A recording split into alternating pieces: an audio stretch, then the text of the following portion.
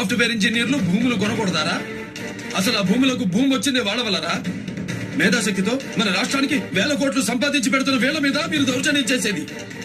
వాళ్ళు చేసే పని పక్కన పెట్టి 5 నిమిషాలు మీ గురించి ఆలోచిస్తే ఎలా ఉంటుందో చూసావుగా. నా కళ్ళబడి నువ్వు ఇంకా బతికే ఉన్నావంటే దానికి కారణం ఆయన.